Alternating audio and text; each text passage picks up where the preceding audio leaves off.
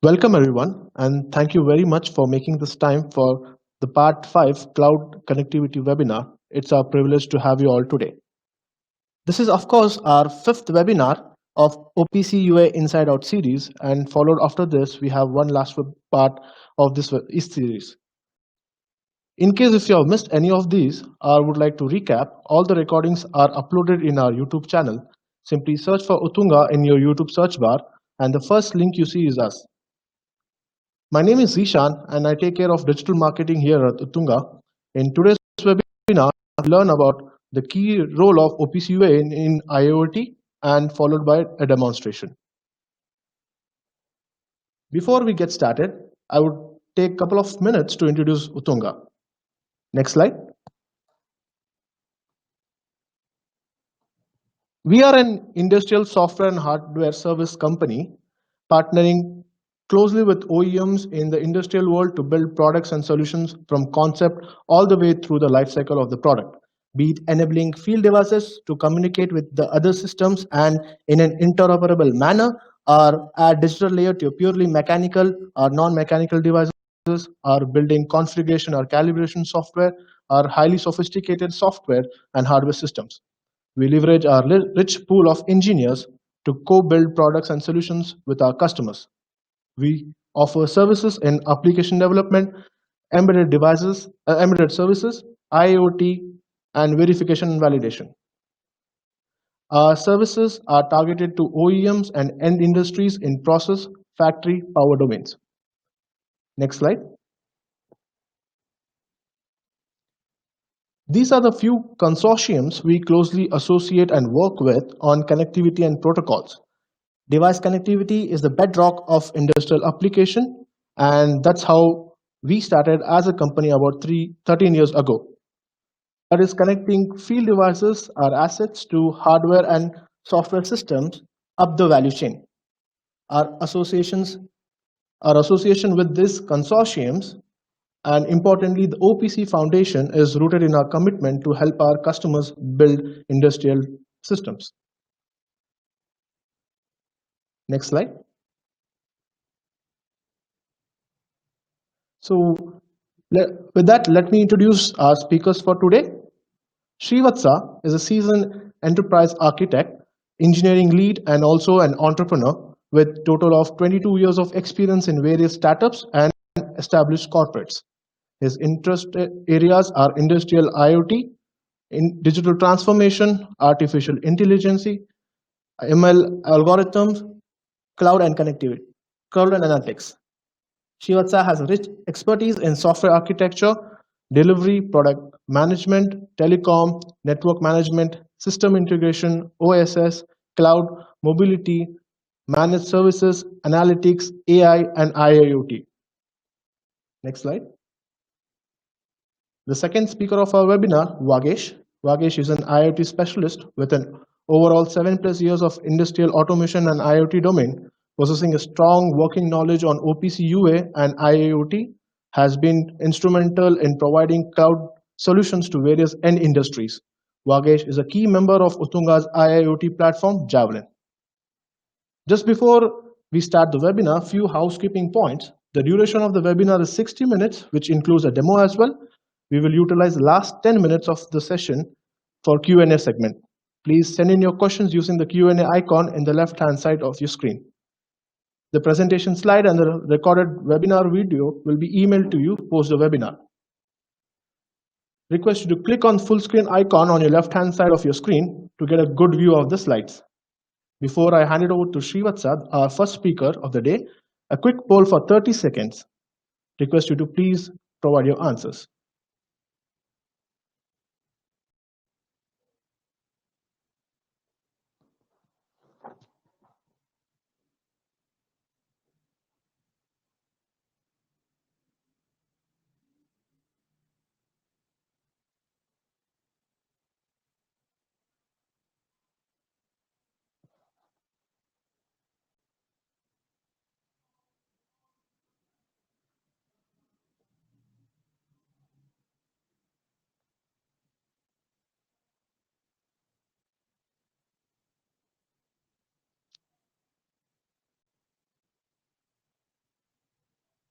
So majority of people are saying data is not centralized.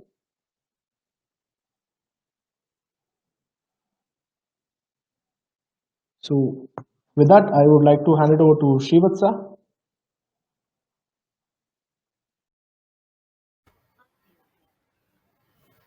Yeah, thanks, Zishan. Good evening, everyone. Myself, Srivatsa. I will be covering the initial introduction, just an overview of OPC. We'll also see the IoT landscape and some of the key things in landscape, IoT landscape with cloud included. And then we will look at a few cloud models and connectivity scenarios. Next slide, please. Okay, so before we move on, let's just set the context with an overview of OPC. We'll just have a brief on OPC, and we will see the key things that OPC brings into the table. So OPC expansion is open platform communications, basically a consortium of industries, right from the machine manufacturers to PLC manufacturers to various protocol driver companies, got together and founded the OPC Foundation to come up with a common protocol for industrial communication and automation and IoT. So it started in mid 90s by the Industrial Automation Task Force. Idea was to basically connect all the devices in the factory floor, various types of laboratory equipment, test fixtures, and then databases or historians, as well as the IT systems, the enterprise systems. So it was primarily a client server based communication. So until recently there's OPC PubSub over UDP, which we will also be covering in the later part of this webinar. And then OPC out of the box came with a lot of thinking in the design. So security was built into the protocol specification, as well as the reliability of data exchange between systems. It is vendor neutral. Outside, it is not specific to any OEM vendor or manufacturer, as well as it is neutral in terms of the operating systems. Though the initial version was based on the Windows DCOM port, kept communication. The later version OPC UA is actually OS independent, as well as language independent as well. So there are various clients and servers software available in most of the popular programming languages. So they also make sure that interoperability was one of the key things that was kept in mind when the OPC UA specification was drafted. So I just brief on the OPC. The old version is called the OPC Classic, which again was in scope until the 2014-15, after which the OPC UA started. And then in terms of the coverage, OPC covers data access, alarms and events, historical data access, as well as the data packaging itself in terms of exchanging what information is to be present and how frequently should the information be exchanged and so on. So OPC has been standardized as an IEC standard 62541 and is also a recommended standard by the reference architecture model for Industry 4.0.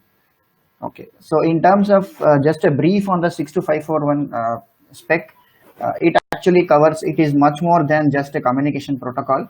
It goes into deep into the information modeling, the address space, the services, mappings, profiles, data access, alarms, and then historical data access, aggregation, and the latest part that has come up recently is on the PubSub. Okay. So this is a typical architecture, client server architecture, but we will also be covering much more than that. So just to summarize, OPC UA seems to be a very standard way of communicating across machines as well as other layers of the Industry 4.0 specifications. And it actually is secure by design and supports interoperability. And also takes care of availability and auditability and other aspects of security. Next slide, please. Okay, just a brief on the IIoT space. So industrial Internet of Things is basically the application of IoT for industrial applications across various sectors. It starts right from agriculture and goes up to like oil and gas, manufacturing, pharmaceuticals, food and beverages, specialty chemicals, iron and steel, cement, automation, etc., logistics, utilities, and so on. So it covers a wide range of utilities. Industries. There is no limit to that. And the idea is basically the core idea is similar to the core IoT, where we want to interconnect all the computing devices. The devices are becoming smart, as well as the mechanical and digital machines to transfer data over a network without human intervention. Okay, so in this communication, it is essential that each of the communicating entity has its own identifier, and that is what is also covered in the IoT space, as well as the focus is around low cost connectivity. This is becoming very practical with recent advancements, enabling machine to machine communication, and sensors bring in the necessary smartness outside of whatever equipments are have. Okay, and artificial intelligence and machine learning and various other techniques under artificial intelligence add intelligence to the entire testing to provide useful insights. And cloud functions as the common place where everything is aggregated and then it is ready for analytics.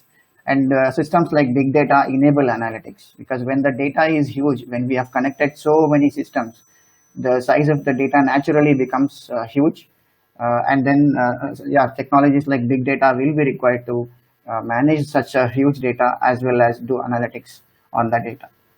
Okay, so let us just quickly see the challenges in the digital transformation journey. Basically, some of the key things are like security, because now the data is exposed from shop floor or plant floor to the cloud.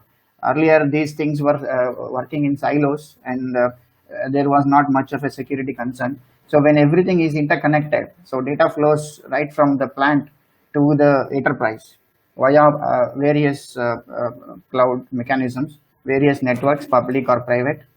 So security becomes very important, as well as interoperability, because we have seen that in the shop floor, in a plant, typical plant, there are generally various vendor machines, controllers, embedded controllers involved, and then interoperability amongst them, as well as bringing the data to a local historian requires interoperability as a key feature.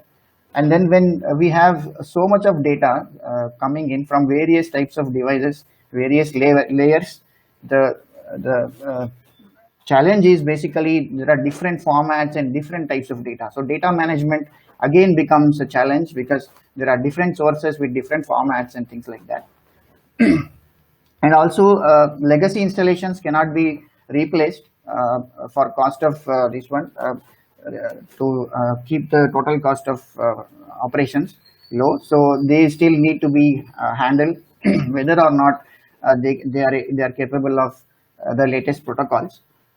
Significant upfront investment in terms of deploying an IoT solution is also one of the barriers, as well as sometimes lack of skilled staff who can manage such a system, and also everything given all these challenges, the unclear ROI, because ROI drives everything, and when there is not enough clarity on the ROI, that again becomes a challenge. So if you see these challenges, OPC UA naturally actually solves some of these challenges, especially the security part, because security is built in at all layers of OPC, at all layers of the communication protocol, and interoperability is also a given thing. And OPC aids in data management, as we will also see in the next few slides, because it is much more than a communication protocol. It actually delves into the information models, the extensibility of those models, and also the concept of profiles.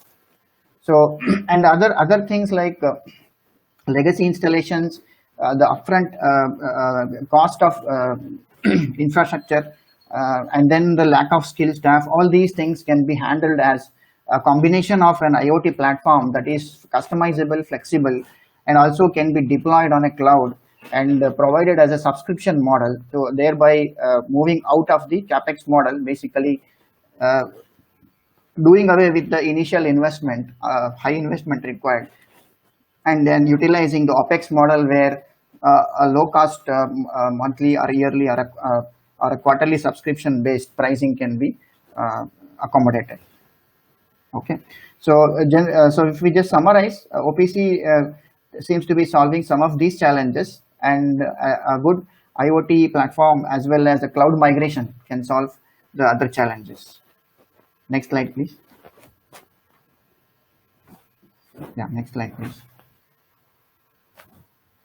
Okay, so that now we understand what is OPC and what is the need for IIoT and cloud migration.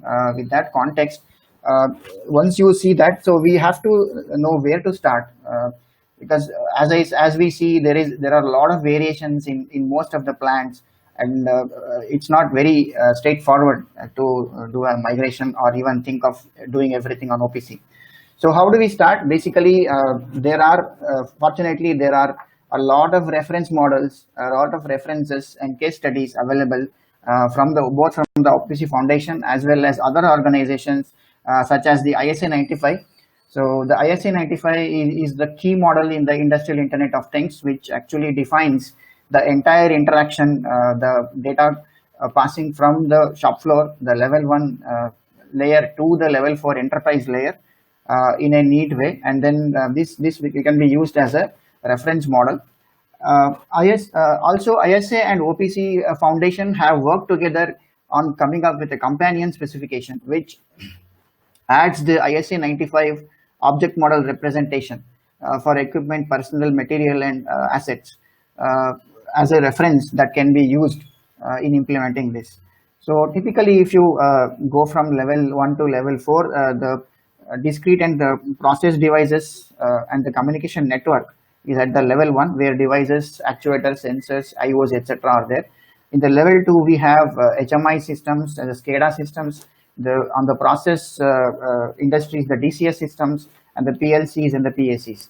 And then at the level 3, we have the manufacturing and execution systems, the LIMS, the warehouse management systems, and other CMMS systems.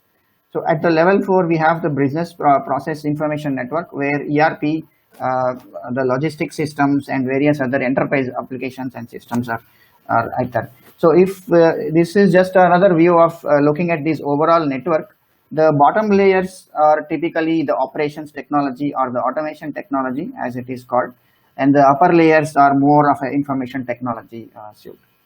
So what OPC Foundation has done is, along with ISA, it has provided a companion specification which actually gives a merged architecture to help in the implementation of OPC UA for in IIoT. And then in terms of the drivers for these, the IoT applications or the Industry 4.0 applications themselves, basically the low-cost connectivity, faster networks, smarter devices, and the need for interoperability. As we saw, right, interoperability plays a very key role, and these are very critical for Industry 4.0. And we see that OPC actually fits in very nicely into the equation. So in this architecture, the conceptualization, every node in the architecture has to expose its data through a standard model. Okay, and OPC suits that as a standard model. Next slide, please.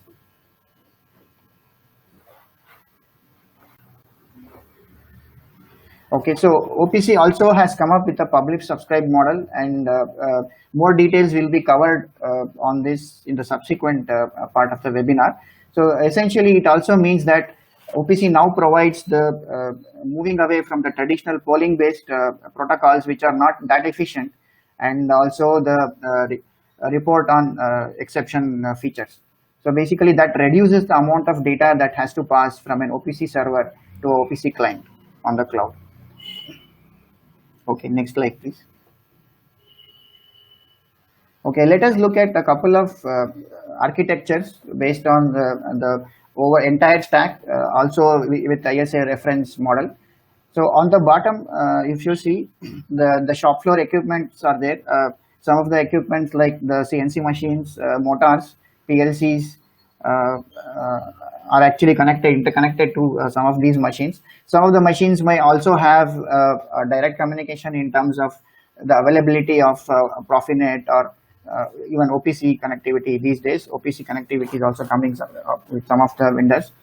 And then we have a plant level OPC server, which actually can aggregate and talk to various protocol drivers and then OPC enabled devices as well. And then above the OPC server, we have the floor network of the plant, and then basically through our OPC client, it can be actually routed into the OPC historian and local historian, the plant historian. And then in terms of the overall architecture, generally an enterprise which has a multi-plant setup typically has a local historian for the edge requirements, as well as any analysis that has to be done on the edge, as well as compliance requirements. So the data from the local historian actually again can be pushed onto a central historian through OPC using a client server combination. This one, it's not shown in the diagram because of not congesting the whole picture. So I will be covering in the next couple of slides. So idea is to kind of move the data from aggregate all the data with various protocol drivers into a central and the local OPC server, and then use another stack of OPC client and server to route the data from a local historian to a central historian. And once the data is available in the central historian, it is actually available for the analytics platforms. So this covers the factory floor to enterprise model, where there could be variations of this also possible, but this is one typical thing. So, and in terms of security, the various networks can be actually various networks will be separated by local firewalls, as well as on the cloud there will be the cloud main firewall, as well as the zones, demilitarized zones, as well as the secure zones on the cloud. Next slide, please. Okay, this is just a variation of the previous one, wherein the previous one was actually built around wired network, be it a private cloud or a public cloud or an MPLS network, MPLS over Ethernet or other possibilities. In this, we are just showing a variation wherein it can, for remote plants, we can enable the connectivity through 3G or 4G and the upcoming 5G as well, to be able to transfer the data from the cloud, from the local plant to the cloud. Next slide, please. Okay. So for a large enterprise or a production house which has a complex deployment, this is just one example. So wherein a site has a set of plants, one or more plants, and each plant has a local area network and a field bus networks, could be Profinet, Profi bus or DeviceNet, and all the plants are again aggregated into the site level data through OPC, a combination of OPC server and clients. And then from the sites, we can aggregate into the regional level or the zonal nodes, which could be based on the different types of production or whatever the enterprise has. So over WAN, we can actually transmit this data again, both as wired or as well as wireless through 4G or 3G or 4G or the upcoming 5G into a public or private cloud, wherein the main command center is there, the command control center. And as I explained in the previous architectures, the main command center will have a central historian. It will have a central OPC server which aggregates all the data from all the zones, sites, and plants, and then provides a complete dashboard to the CXO level executives. So here they will be able to monitor and look at the entire production, entire enterprise in terms of be it productivity or operations and things like that. So I've also indicated some of the zones that demilitarized zone, DMZs, as well as the secure zones. So this is how we can connect. This is one of the architectures. There are again different possibilities based on the customer requirements. So, and then they can be adjusted as per the needs. Next slide, please. Okay. Coming to OPC security, basically, as we see, interoperability is one thing that is given in OPC. So let us look a little bit on the security aspect, both on OPC and cloud. So in OPC, as I said, it is actually secure by design because they have thought through all the key things of security, confidentiality, integrity, and availability. By confidentiality, data should be accessible only by authorized users, and then by integrity, the data whatever is accessed, it should be trustworthy. It should not have been manipulated in the middle in the communication. And in terms of availability, basically means that data should be always reliably available, as well as it also talks about backup mechanisms, including the disaster recovery, various redundancy mechanisms, and disaster recovery. So all of these things have been actually put into the spec, the OPC US spec, and some of the parts actually are put in the slide in detail in the security model, the services part, mappings, and etc.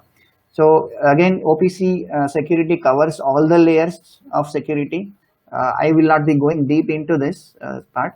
However, we have done a detailed OPC security sessions in the previous webinars, and as Zishan mentioned, they are available on YouTube. It is also flexible and extensible through the profiles, OPC security profiles. So extensibility is also taken care. And then in terms of the various types of security aspects, it covers right from application authentication, user authentication, authorization, availability to auditability. Auditability also becomes one of the key factors, more for security checks at frequent intervals as well as for compliance requirements. Next slide, please. Okay, just a quick look on the cloud security. So it's completely different from when it comes to public cloud and on-premise or a private network. So on the public cloud, basically, basic infrastructure security is generally managed by the cloud provider, and organizations moving to cloud need not worry about the infra security. It is more focused on the application security. So basically, cloud providers also kind of provide up-to-date security mechanisms, be it the hardware, be it the operating systems. They always keep upgrading themselves, and then some of those security concerns will be removed by the providers.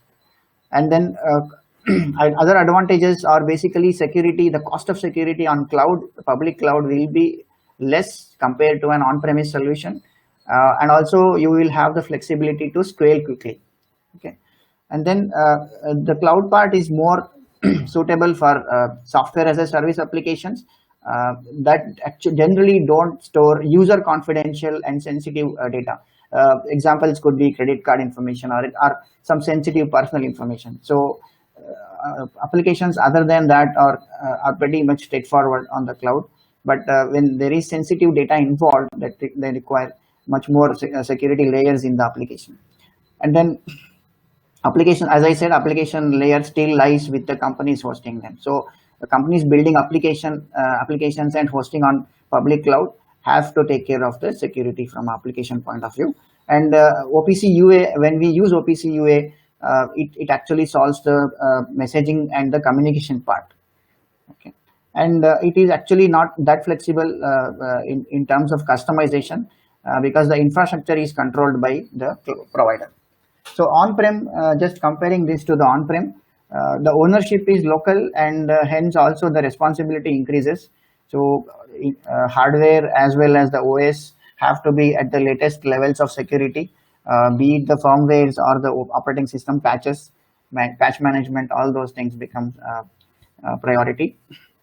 So the admin department has to be up to date and then be doing all the security related patch. And then again, as I said, staying up to date is a challenge. And then comparatively higher OPEX, naturally because of the high infrastructure cost involved. But it is actually more secure by nature for sensitive data, basically the user sensitive data. And then when it's a private cloud or an on-premise, there is a scope for customized security. So you can have various degrees of security for various systems or components. Those things are all possible, and you can also have your own security mechanism, which could also be kind of driven through the infrastructure. Okay, so in terms of making a decision to kind of move on to a subscription based model to leverage the OPEX advantages, as well as the cost effectiveness and the possibility of scaling for future, there are a few things to be considered, because there are various types of cloud providers, and there are various types of data centers, right from tier 1 to tier 4. Tier 4 data centers being the highest availability, the SLA based data centers, which provide a very high SLA, as well as they are completely redundant. And then the cost also naturally varies from lower tier data centers to a higher tier data centers, as well as the security and the services they provide. So, and then basically there are defined best practices that have to be adhered to when we make a decision. And then basically a proper governance policy is required, so that things are not going hazy. And then strict access control policies, real-time tracking for violations and vulnerabilities are also key to make this smooth and then continue to optimize. Auditing, of course, is very important. Auditing of various resources. And then when it comes to software generally are built using a lot of third-party libraries and open source tools and libraries. So keeping them up to date and then protecting them against various attacks are also key. And then use of late automation, especially on the process automation, robotic process automation, and artificial intelligence techniques for identifying intrusions and actually preventing them from happening, have also gained gained visibility, and then these techniques can help in actually avoiding most of the situations. And then when it comes to user sensitive data, it is generally preferred to restrict it from moving out of certain area. And also there are various governing policies across continents and countries where data cannot move of some nations or some continents. So some of those things also have to be kept in mind. And then the final but not the least one is the security education and training for all the employees to be able to follow the security practices and adhere to the best practices. So with that I'm concluding my part. Let us have a quick poll. Zishan, can you help us with a quick poll?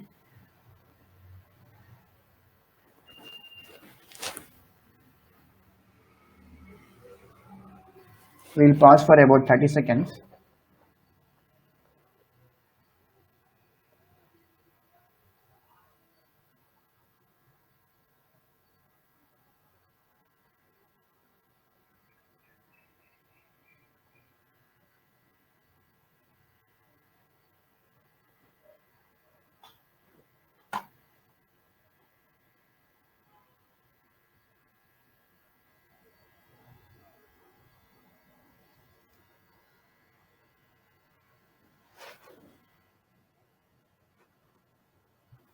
Most of the attendees are selected maybe.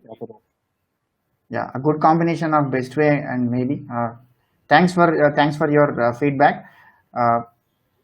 With that, I hand it over to my colleague Vagish, but who will be covering the rest of the webinar. Over to you, Vagish.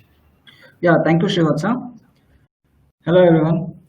So now we know the various deployment models and scenarios, right? So during next few minutes, I'll just talk about how OPC UA becomes a key enabler for any IoT communication system, and what is the best point to start our IoT journey in the shop floor. And with that, what are the different communication models available as part of a OPC UA, and couple of use cases and a small demonstration of that. Okay. So I hope most of the industries are like in the process of the digital transformation of their facilities, right? So because of the various reasons, they could be doing it to increase the productivity or improve the efficiency or improve the throughput and so on and so forth. So with the first whole question, what I understand is that data are in the different silos, right? So even we could have captured TBs or petabytes of data, but if we don't contextualize those data and give actionable insight, so that makes irrelevant for any IoT system. So that's where the digital transformation brings in. So with the digital transformation, what actually it brings in is like there are a lot of advantages. So it brings a transparency of your operations and accuracy. And more than that, it actually brings a real-time and learning-based decision makings. So across all your business operations, so including from your product development, manufacturing, supply chain, or customer experience, right?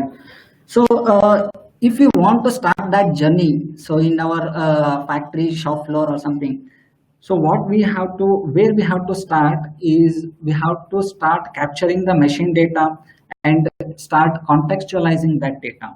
So to that very basic step of capturing the data, so for any IoT system, so it is a very challenging part. So and there are a couple of practical challenges we usually see when we are providing an IoT solution.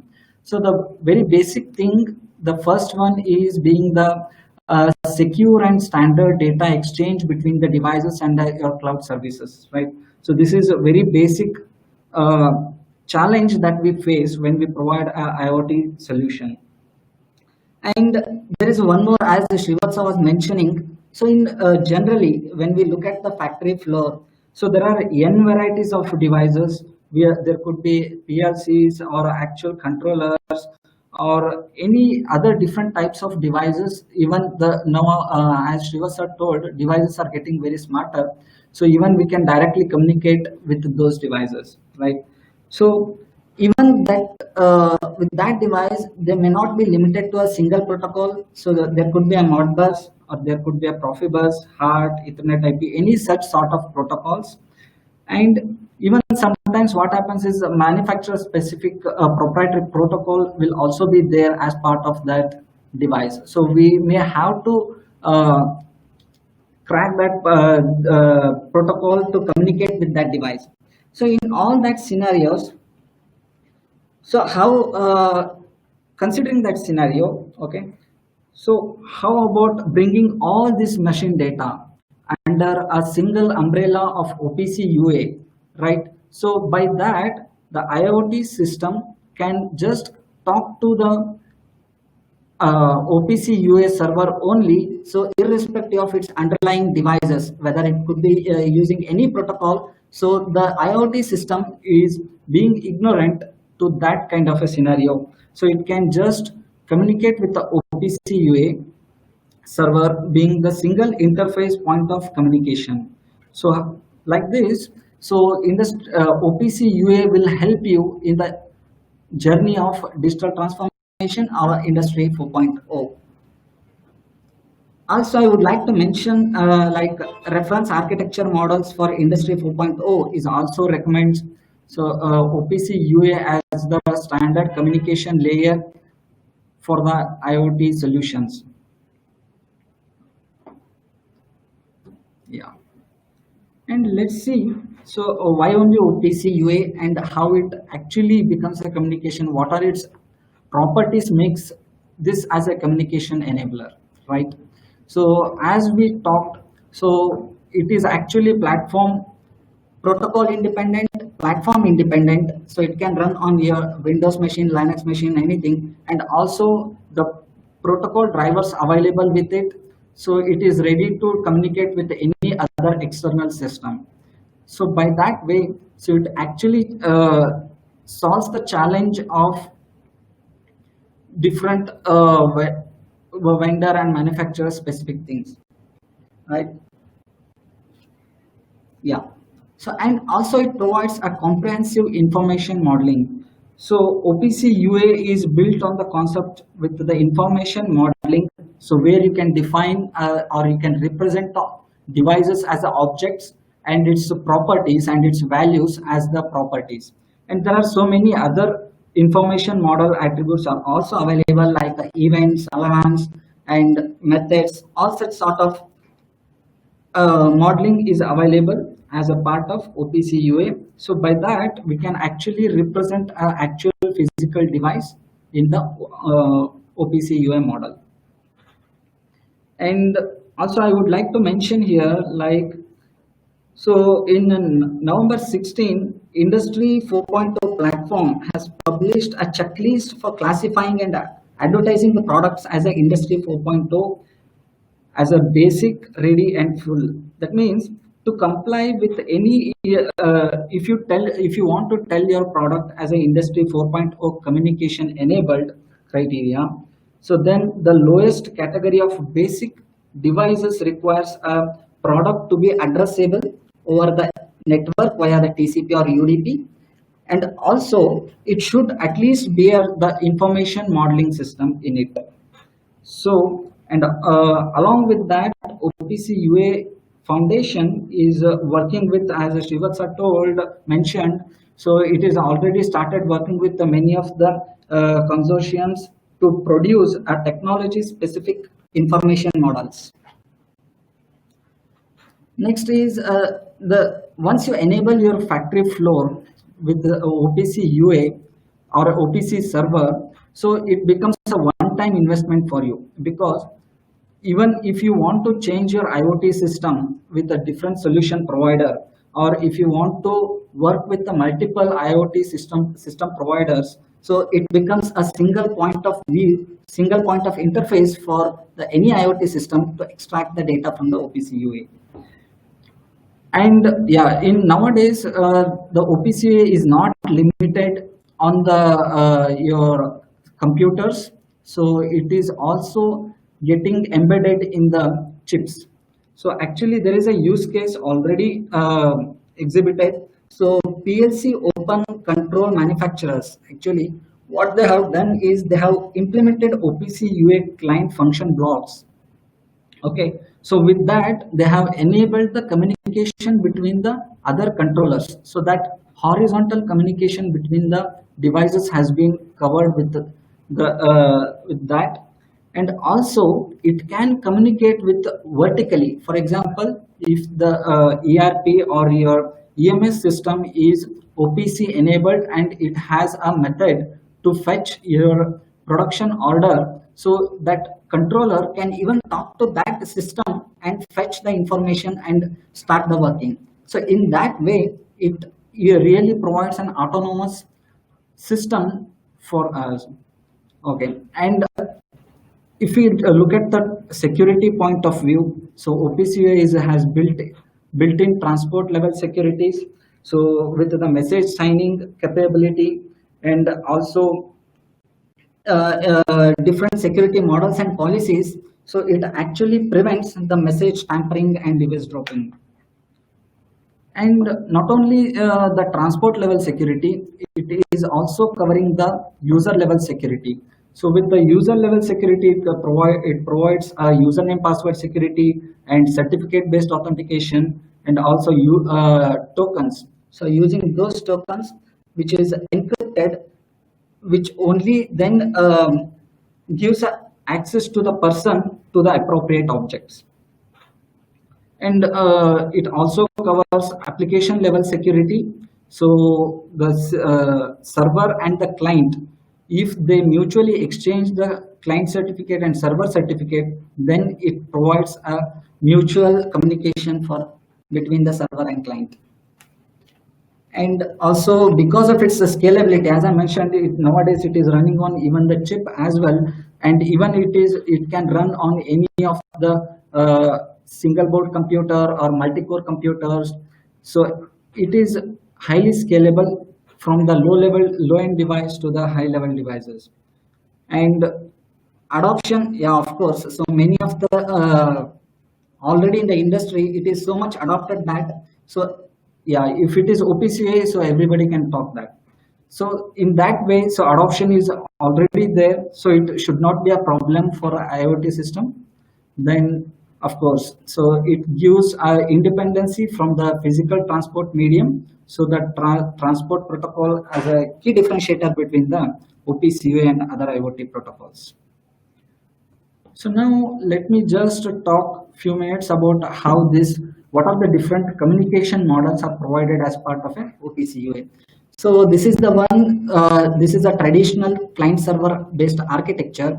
So here the server is there and the client is there. Those can connect mutually. So there is a one-to-one connection between the server and the client.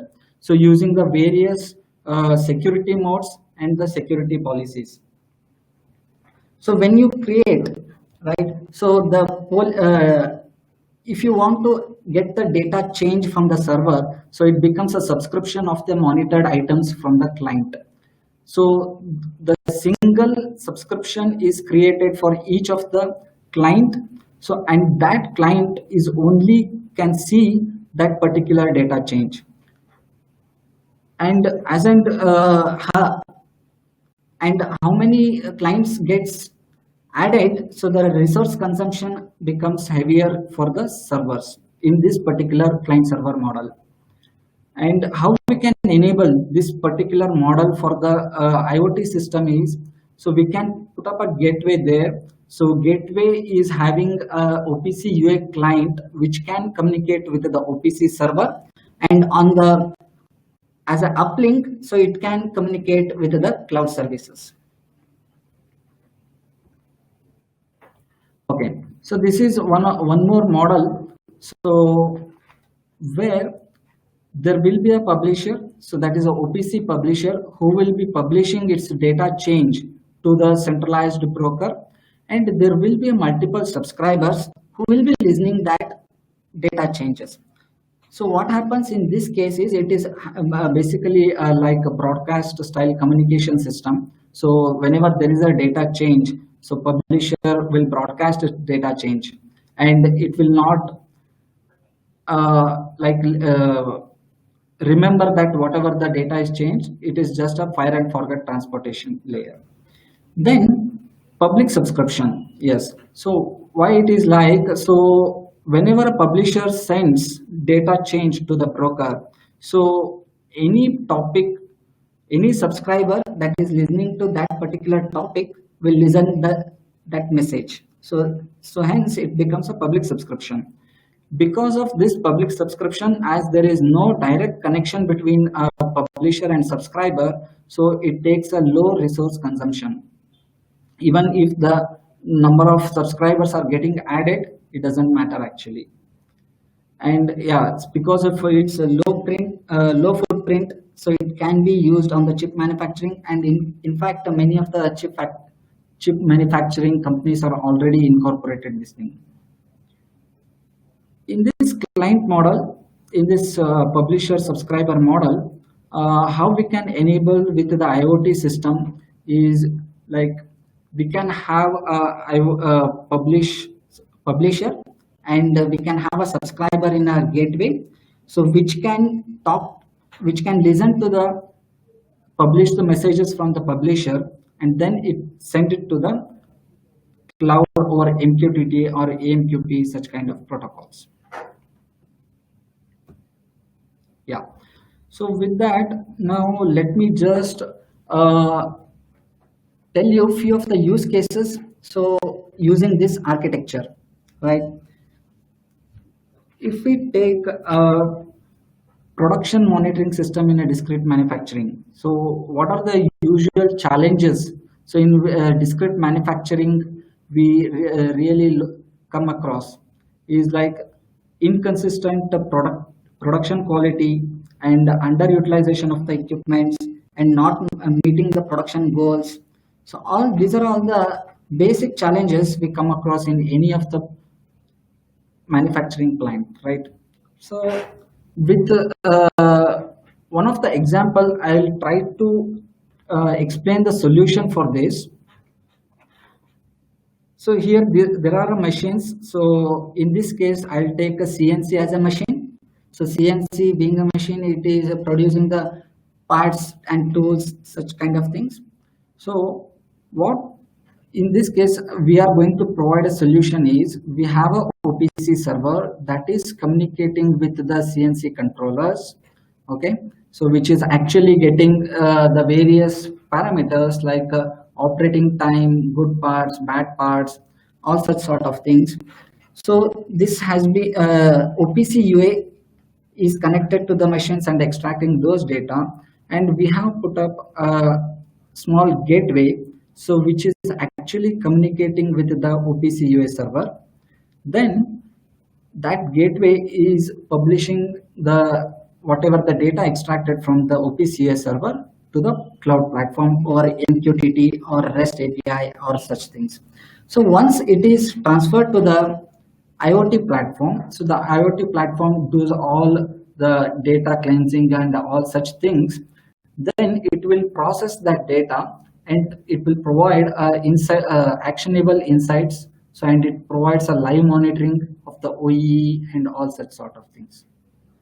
So with that, so it provides a visibility, so where the manufacturing means the productivity is going low, and how where is the inconsistency of the production quality, all such things can be realized. And same thing, we can take one more use case as a KPI monitoring in the oil and gas refinery use case, right? So in oil and gas industry, like it's very common to define KPIs and monitor those KPIs to drive their operations through those continuous KPI monitoring, all such things. And here also we can come across the different machines, so which should not be a same vendor or different machines, not only a single machine, or different varieties of machines. Even in some cases, we may come across the OPC DA, right? So as a server which is already installed there. So in that case, still we can collect the data from the DA and other controllers using the OPC UA server. So once these data are available as a part of OPC UA address space, then we can use the same gateway to collect the data from OPC UA server and send it to transfer it to the IoT cloud platform. So the solution in this case is the IoT platform on the cloud with the customizable KPI manager. You can define and to customize your KPIs and track your KPI targets, and it also gives whole set of hierarchy of KPIs.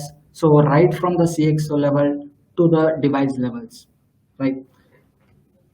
So okay, next let me just quickly go to the demonstration of the use case what I talked about. So I'll be taking this use case, production monitoring, and I will just try to demonstrate you so how we can achieve being OPC UA as a communication layer. Okay. So what I'm doing here is, so this is the OPC UA server. So this is Utunga's product. So this is CTT certified. It has got multiple drivers. It has got MT Connect, Modbus, Ethernet IP, all such sort of drivers. So using this, I'm trying to connect the edge device. Okay. So I have already configured the device and parameters over here. So as you can see, I have already configured a few of the parameters: operating time, total part, and good part, and so on and so forth. So you can also see this particular OPC UA client is connected to the OPC server, as we are seeing here. Even we are browsing through this address space, and these are I have put it for the subscription. Okay, so this is the setup of a OPC UA server.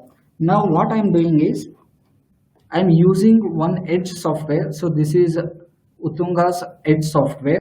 So we call it as a Uconnect. Here I have configured the OPC network.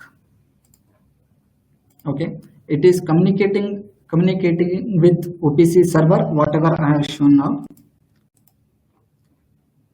So it is communicating with the OPC server, and I have also defined the nodes which I want to read from that server. Okay, so that it is extracting this particular information from the OPC server. Now on the uplink side, I have configured MQTT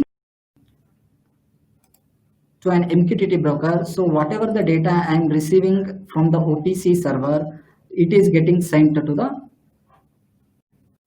cloud as a with the MQTT broker, right? So this is how we can establish a connection between the OPC and the cloud. So once the cloud receives this particular data, so we can do whole like we, as you can see, the total parts, operating time and good parts, everything is coming over here. And with using that, we are calculating the availability of a machine and the quality and performance of the machine. So with that, we are calculating the OE of the machine. Okay.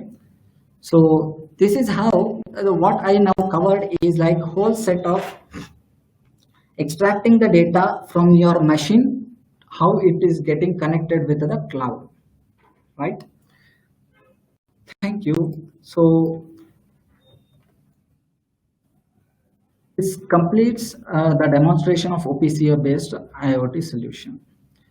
What do you, Jishan? Dear attendees, we apologize, we are running out of time and we would like to answer the questions. We would request we will be extending for 5 more minutes. Request the speakers to please check the questions bar, and the attendees request you to please type in your questions in your Q&A segment.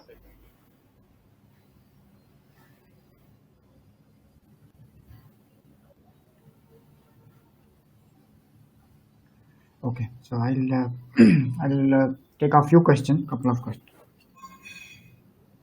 Okay, the question is, there was MQTT broker mentioned below in the cloud architecture. Can you brief what role does the broker do and how does OPC UA leverages MQTT?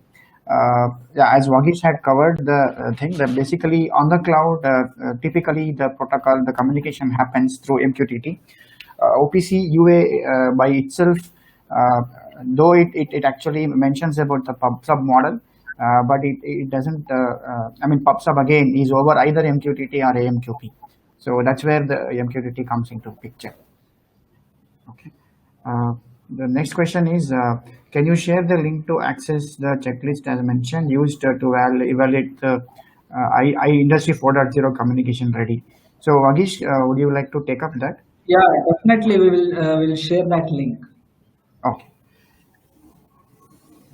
Okay, so one more is what is the difference between Open OPC connector to MQTT, which is available in the market, and your interface software? Vagish, would you able to take up that, or do you want me to repeat the question? Yeah, please. Yeah. What is the difference between Open OPC connector to MQTT, which is available in the market, and your interface software? Yeah, so Open OPC. We can use with this interface. What we can do is we can cover a whole sort of security models, so which may not be available there. So with the whatever the OPC server is specifying the different security models and policies that we have already covered in our stack, and also at the MQTT side we support both the TLS based communication as well as Open MQTT based connection. Okay, thanks. Shivatsa, one last question. Shivatsa. Yeah, okay. I find IoT and OPC to be redundant. Kindly throw light. Okay, by redundant, I am thinking, I'm just interpreting that it is, you are thinking both are the one and the same. If that is the thought, then I think it's different. So IoT basically focuses on, IoT doesn't care about the protocol. IoT focuses on availability of data on the single place and enabling the data access to various platforms, be it mobile devices, be it computers, laptops, or the servers and other applications, enterprise applications, or even other subsystems. Whereas OPC UA is basically the way we package data. How do we access data from machines and other devices? How do we package the data? and how do we transfer it, aggregate and transfer it to an external system. So that's the difference. Okay, there are few more questions. So Zishan, I'll Yeah. just So see if the attendees can drop in the questions in the Q&A section. We will definitely we will definitely answer those questions via email. So thank you for your participation in the question round. So quickly, let's move on. We'll have a quick poll for 30 seconds.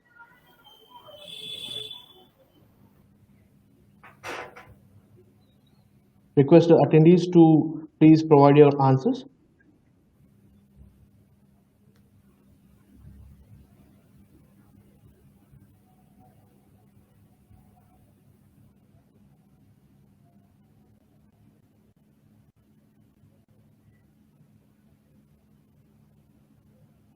So majority of the attendees have selected the it's in a roadmap. So OPCDA UA communication for IT application is in roadmap for them. So moving on. So let's move to next part. So we will definitely support and evaluate and implement the right OPC fit for your product and solutions. Please reach out to us at the same email ID where you received the webinar link. It's marketing@uttango.com. We will definitely help you out with that. Finally, a quick peek into upcoming webinars. The final part 6, is Brownfield and Greenfield on 9th of July 2020. In this webinar, we will cover the connectivity challenges in brownfield projects and importance of implementing OPC UA ground up in greenfield projects. OPC UA should not be perceived as a magic wand that will solve all connectivity issues, and particularly when it comes to brownfield or legacy setups. There are a lot of plants on the floor barriers and constraints that needs to be looked into. We shall attempt to cover those in the next webinar. So please request you to block your calendars. We'll be sharing the registration links shortly. Do follow us on LinkedIn and YouTube to get recent updates on our ongoing activities. Thank you everyone once again for attending this webinar. Hope to see you on July 9th. Stay safe. Thank you.